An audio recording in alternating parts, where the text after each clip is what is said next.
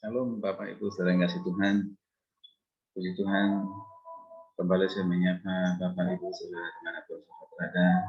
Salam dalam kasih Kristus Yesus Tuhan kita yang hidup.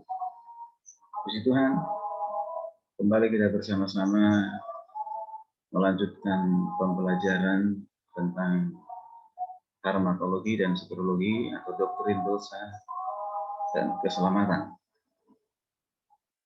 Bukan saja ini khusus untuk para mahasiswa Sekolah Tinggi Teologi Kata Roh Indonesia, tetapi juga untuk seluruh sahabat Facebook, YouTube yang diberkati oleh Tuhan, supaya kita terus belajar firman Tuhan, mengenal keselamatan di dalam Yesus Kristus, dan sekaligus juga kita harus tahu siapa manusia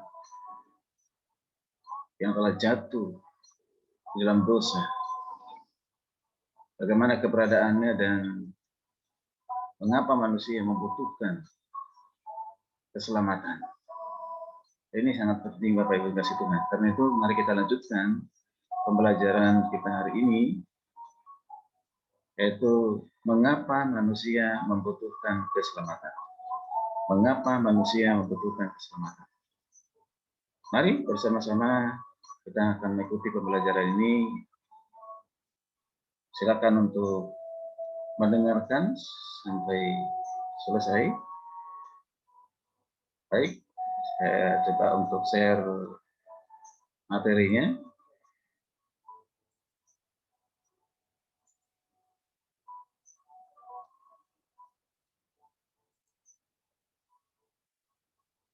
Ya.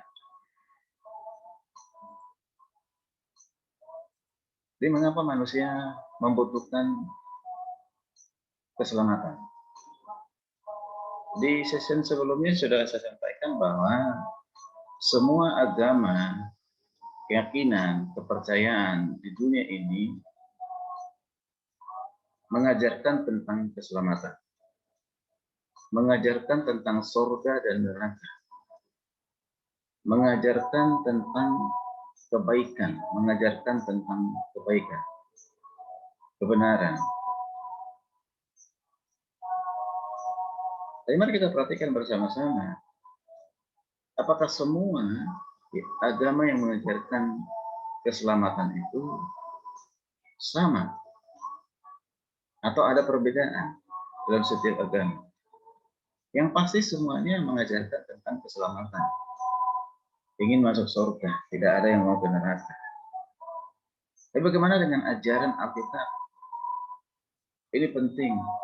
Dasar kita membangun kebenaran tentang keselamatan, doktrin keselamatan. Kalau kita membangun berdasarkan Alkitab, yang kita yakini adalah firman Allah. Yang kita percaya di dalamnya ada berita Injil, berita kebenaran, berita keselamatan. Baik, kembali kepada kita ke topik ini, mengapa manusia membutuhkan keselamatan? Tentu ada beberapa alasan. Ada alasan dari pihak Allah sendiri, tentu ada alasan dari pihak manusia. Baik, Bapak Ibu yang kasih Tuhan, dari para mahasiswa Sekolah Tinggi Teologi Kata Roh, mari perhatikan ada beberapa alasan bagi keselamatan. Yang pertama dari pihak Allah sendiri. Dari pihak Allah, ingat bahwa Allah sangat mengasihi manusia. Allah sangat mengasihi manusia. Yohanes 3:16 katakan apa? Karena begitu besar kasih Allah akan dunia ini, sehingga telah mengaruniakan anak yang tunggal, supaya setiap orang percaya kepadanya tidak binasa, melainkan beroleh hidup kekal. Karena begitu besar kasih Allah akan dunia. Siapa dunia? Tentunya adalah manusia yang telah diciptakan oleh Tuhan, ditempatkan di dunia ini. Semua manusia di dunia dikasihi oleh Tuhan. Mengapa? Karena Tuhan itu sangat memiliki sifat kasih yang tidak bisa diubah. Itu sifat yang permanen yang dimiliki oleh Tuhan. Tuhan sangat mengasihi manusia. Tuhan sangat mengasihi saudara dan saya. Ingat, kasih Tuhan itu tidak pernah berkesudahan.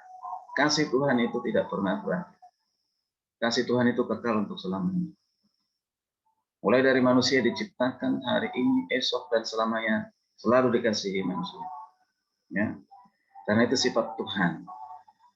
Kemudian yang kedua, dari pihak Allah sendiri bahwa Allah bertanggung jawab ya terhadap rencananya.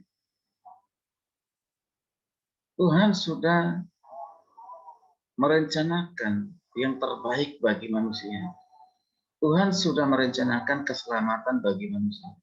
Tuhan telah merencanakan pemeliharaan bagi manusia. Ketika Tuhan menciptakan manusia, maka Tuhan juga bertanggung jawab terhadap manusia. Tuhan tidak pernah meninggalkan manusia, sekalipun manusia sudah jatuh dalam dosa. Tetap bertanggung jawab, makanya Tuhan terus memeliharanya yang disebut dengan providensia sampai hari ini. Tuhan bertanggung jawab, maka Tuhan merencanakan keselamatan bagi manusia. Ya. Kemudian, kalau perhatikan di sini bahwa Allah sendiri, Allah setia kepada diri sendiri. Allah setia kepada dirinya sendiri. Apa yang sudah direncanakan oleh Tuhan bagi manusia sebagai buktinya bahwa Tuhan mengasihi manusia, dia tetap setia dengan rencana itu. Yesus tetap setia, Tuhan tetap setia kepada manusia, setia kepada dirinya sendiri. Jadi Bapak Ibu yang kasih Tuhan, para mahasiswa sekolah tinggi Tulukadaros, ya, kesetiaan Tuhan itu tidak tergantung kepada manusia. Kesetiaan Tuhan itu tergantung kepada dirinya sendiri. Maka dia setia bukan karena kita. Dia setia karena memang Tuhan itu memiliki sifat kesetiaan. Kesetiaan itu selama-lamanya. Nah, selama-lamanya. Tuhan setia kepada manusia, dikasihinya. Tuhan setia memberkati anak-anaknya. Tapi seringkali yang tidak setia itu siapa? Adalah kita, manusia. Sering mengecewakan, meninggalkan Tuhan. Ya, jadi Allah itu setia bagi dirinya sendiri. Itulah sebabnya ya alasan keselamatan harus menyelamatkan umat manusia. Mari kita perhatikan selanjutnya dari pihak manusia. Kita tahu semuanya bahwa manusia diciptakan sebagai gambar dan rupa Allah. Memiliki sifat dan karakter yang dimiliki oleh Allah. Memiliki pikiran, perasaan, kemauan yang seperti dimiliki oleh Allah. Gambar dan rupa Allah ini, karakter atau sifat yang dimiliki oleh manusia yang diberikan oleh Allah itu mengalami kerusakan sejak manusia jatuh ke dalam dosa. Jadi saya menyampaikan secara singkat dulu alasan bagi keselamatan. Ya. Jadi mengapa manusia butuhkan keselamatan? Karena manusia telah jatuh dalam dosa. Roma 3:23 berkata, semua orang telah berbuat dosa dan telah kehilangan kemuliaan Allah. Semua orang tanpa kecuali. Siapa berani berkata di antara kita ada yang tidak berdosa? Tentu tidak ada, siapapun itu. Mau pastor, pendeta, hamba Tuhan, penginjil, jemaat, orang kaya, orang miskin, orang baik, orang jahat, apalagi. Ya kan? Semuanya kita berdosa. Alkitab mengatakan semua orang telah berbuat dosa dan telah kehilangan kemuliaan Allah. Telah kehilangan kemuliaan Allah berarti kehilangan hubungan dan persekutuan dengan Tuhan. Selama manusia jatuh dalam dosa itu. Ya. Manusia tidak mampu lagi bersekutu dengan Tuhan, berhubungan dengan Tuhan karena dosanya. Ya, dosa-dosanya. Nah, kalau kita perhatikan, manusia tidak sanggup atau mampu untuk menyelamatkan diri sendiri dari dosa. Semenjak manusia jatuh dalam dosa, jatuh dalam perbuatan dosa, jatuh dalam pelanggaran, Manusia tidak sanggup menyelamatkan diri sendiri dengan cara apapun. Nanti akan kita pelajari selanjutnya itu.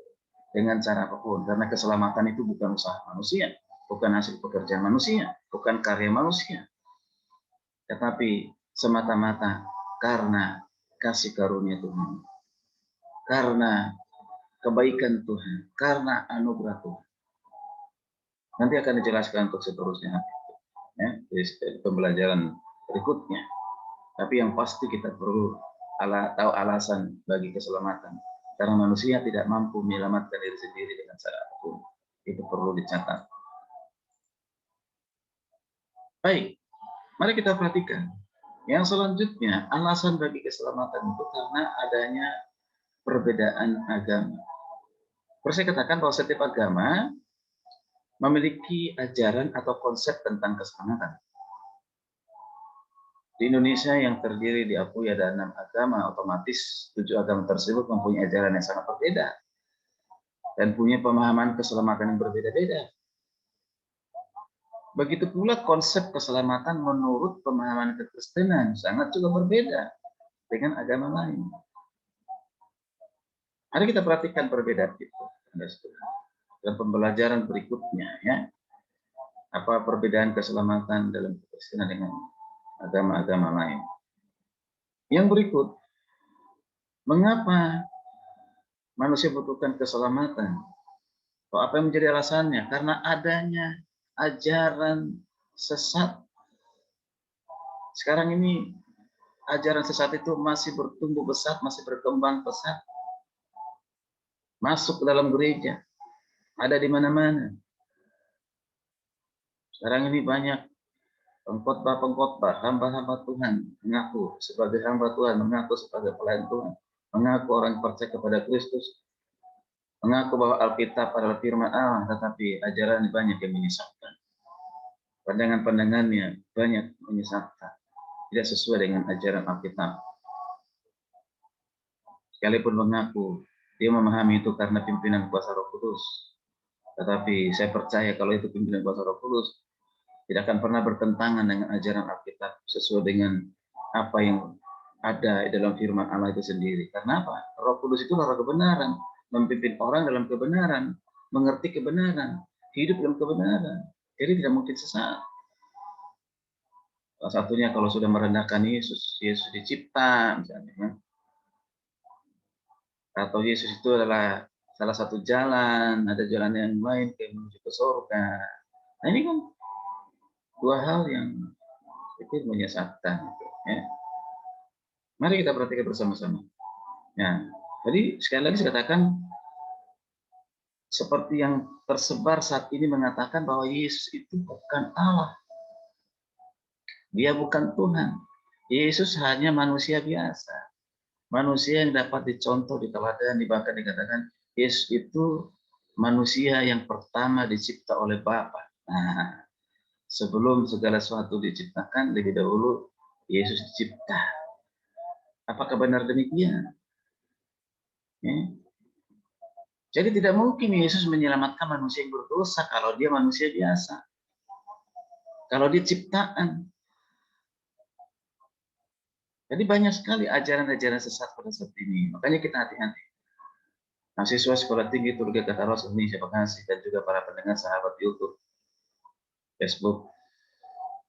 Hati-hati ya dengan ajaran-ajaran yang viral saat ini. Bahkan mereka adalah pendeta-pendeta, tokoh-tokoh gereja, merasa lebih hebat, lebih pintar dari bapak-bapak gereja.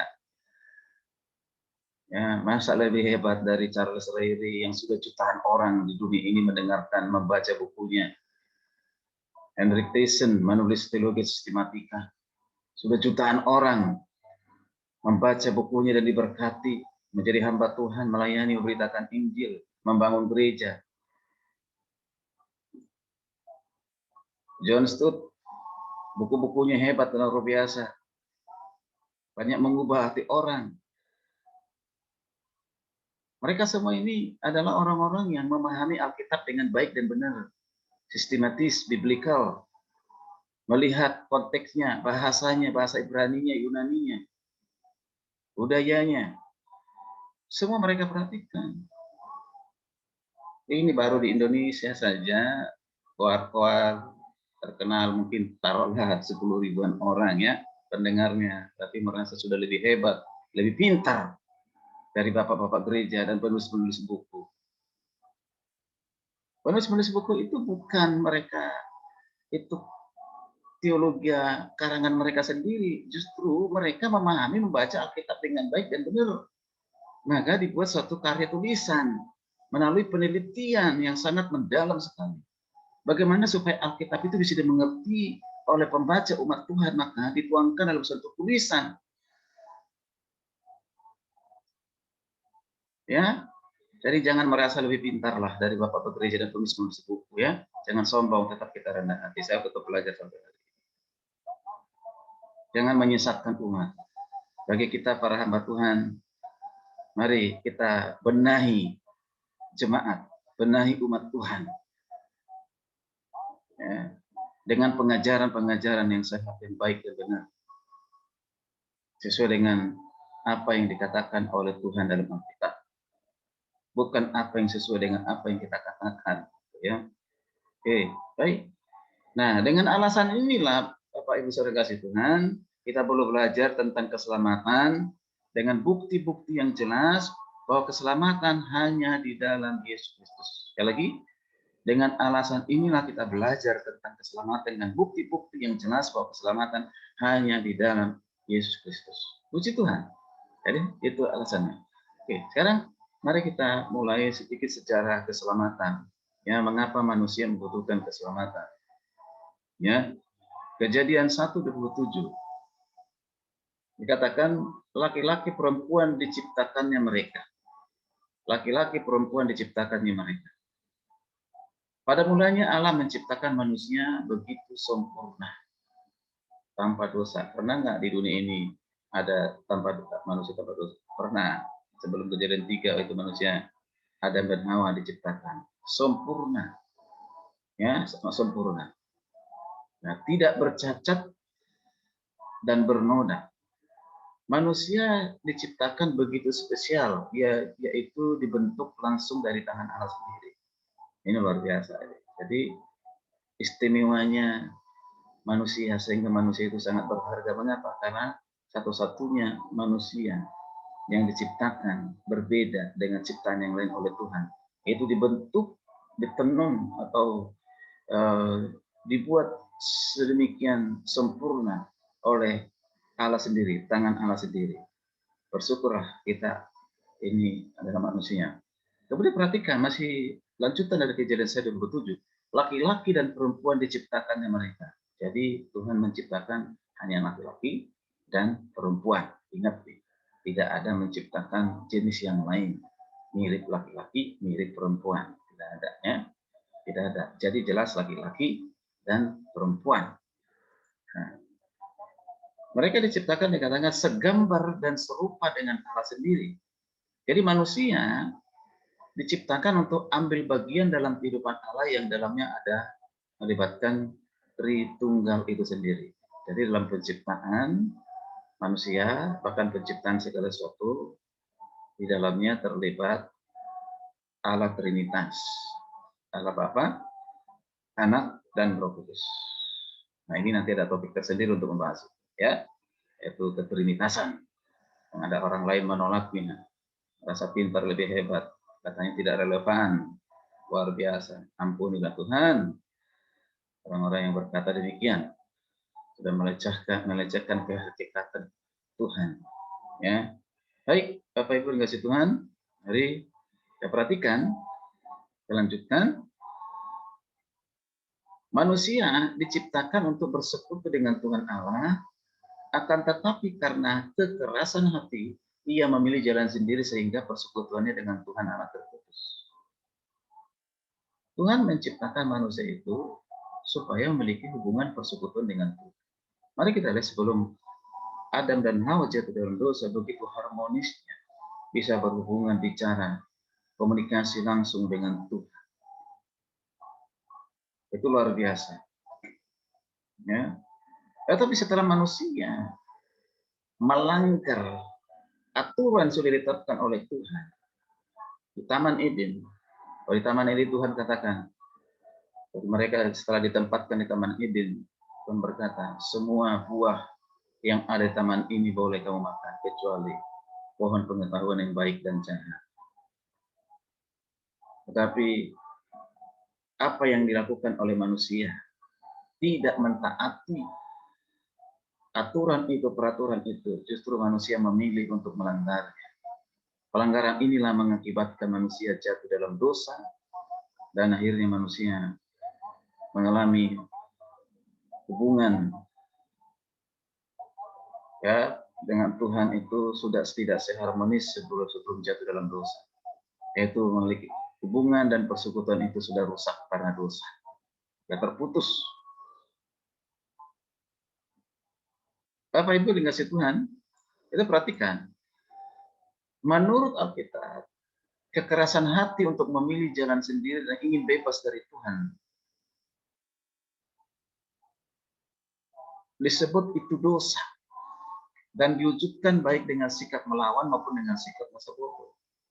Jadi ketika Adam dan Hawa jatuh dalam dosa, memilih melanggar peraturan dari Tuhan, sekalipun mereka sengaja, tidak sengaja, diwujudkan dengan sikap melawan maupun masa bodoh, nah itu dosa. Ya, dosa. Nah, jadi manusia terpisah dari Tuhan Allah. Sejak manusia jatuh dalam dosa, terpisah dari Tuhan Allah. Akibatnya, gambar Allah dalam diri manusia telah rusak oleh dosa, telah mengalami kerusakan total. Ya, nah, Bapak Ibu dan kasih Tuhan,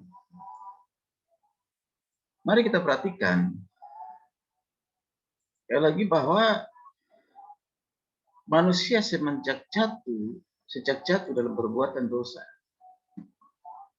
masih ada kebaikan nggak? Masih. Jadi sikap kebaikan itu masih ada. Tapi mari kita perhatikan akibat dari dosa itu. Ya. Dalam Roma 5 ayat 12 dikatakan, sebab itu semua sama seperti dosa telah masuk ke dalam dunia oleh satu orang, dan oleh dosa itu juga maut. Nah, demikianlah maut itu telah menjalar kepada semua orang karena semua orang telah berbuat dosa. Akibat dosa dari Adam, Hawa, yang mewariskan, menurunkan dosa itu kepada yang lain.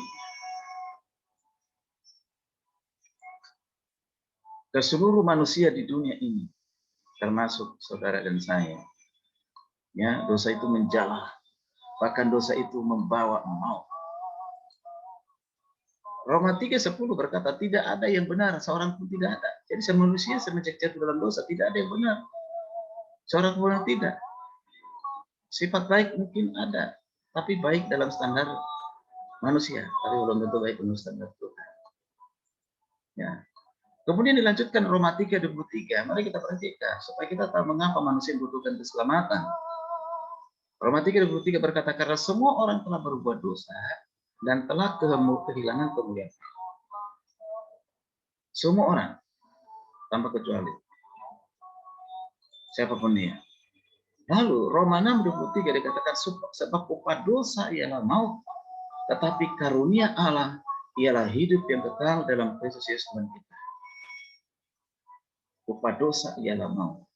Jadi semua orang yang telah berbuat dosa tadi dikatakan memperoleh upah maut. Maut itu adalah kematian, kebinasaan, atau disebut dengan kematian kekal. Kematian yang kedua dalam kekekalan. Siapa yang mau ke situ?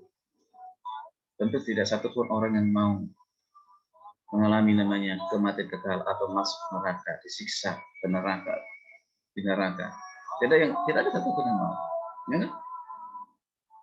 Persoalan kita bukan persoalan mau atau tidaknya, tapi bagaimana kita bisa mengerti, memahami, dan memperoleh keselamatan itu supaya kita bebas dari maut. Itulah pentingnya kita, saudara kasih Tuhan, belajar tentang keselamatan. Keselamatan yang akan kita pahami adalah keselamatan menurut Alkitab, keselamatan di dalam Yesus Kristus. Kalau kita perhatikan tadi alasan bagi keselamatan, mengapa manusia butuhkan keselamatan? Yaitu karena manusia berdosa itu tidak dapat menyelamatkan dirinya sendiri dengan cara apapun. Dengan cara apapun. Baik dengan agama, keyakinan, kepercayaan. Ya. Beramal, berbuat baik, dan yang lain sebagainya. Bukan dengan cara itu, tapi dengan cara Tuhan sendiri. Ya, karena manusia tidak mampu menyelamatkan diri sendiri diakibatkan dari dosa itu. Itulah sebabnya Yesus datang.